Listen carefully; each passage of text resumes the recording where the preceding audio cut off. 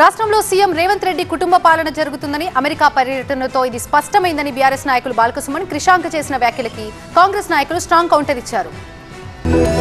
15 రోజుల కిందట ఏర్పాటైనటువంటి కంపెనీ అట తెలంగాణలో 1000 కోట్ల పెట్టుబడులు పెడుతుందట. దాని ద్వారా 500 మంది పిల్లలకు తెలంగాణలో ఉద్యోగాలు వస్తాయట. అదిగా తెలంగాణ యొక్క సస్టైనబుల్ గ్రోత్లో కీలకమైనటువంటి భాగస్వామి ఉంటుందట. ప్రజాపాలన పేరిట ఇవాళ తెలంగాణలో అధికారంలోకి వచ్చినటువంటి కాంగ్రెస్ పార్టీ ఇందిరమ్మ రాజ్యము ఇవాళ రేవంత్ రాజ్యంగా మారిపోయింది.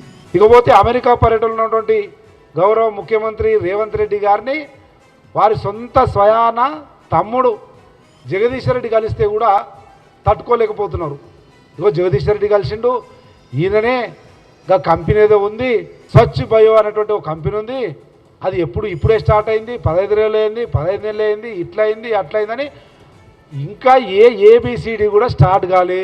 అడుగులు అభివృద్ధి వైపు, పెట్టుబడుల వైపు, ఉద్యోగ అవకాశాల వైపు పడతా ఉన్నాయి వడివడిగా.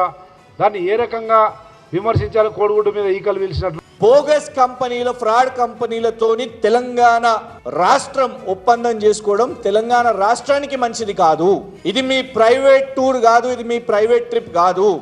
రాష్ట్ర ముఖ్యమంత్రి ఎవరిని కలిసినా, ఎవరితో వ్యాపారం చేసినా వాళ్ళ ట్రాక్ రికార్డ్ కరెక్ట్గా ఉండాలి. స్ట్రైక్ ఆఫ్ అయిన కంపెనీలతోనో లేదు దిక్కు దివానా లేకుండా ఎవరిని పడితే వాళ్ళని కలిసేసి తెలంగాణ రాష్ట్రాన్ని తాకట్టు పెట్టి ఒప్పందాలు చేసుకొని వస్తే దీన్ని ఎవరు కూడా ఊరుకోరు. జగదీశ్వర్ రెడ్డి గారు ఆయన రేవంత్ రెడ్డి గారు తమ్ముడే, కానీ ఆయన ఇప్పుడు అమెరికా పోలేదు. ఆయన ఈ రేవంత్ రెడ్డి గారు ఎంపీ కాకముందు, రేవంత్ రెడ్డి గారు ముఖ్యమంత్రి కాకముందు కూడా అమెరికాలోనే ఉన్నారు. అక్కడ ఇండస్ట్రీస్ కానీ వారి వ్యాపారం వారు చేసుకుంటున్నారు.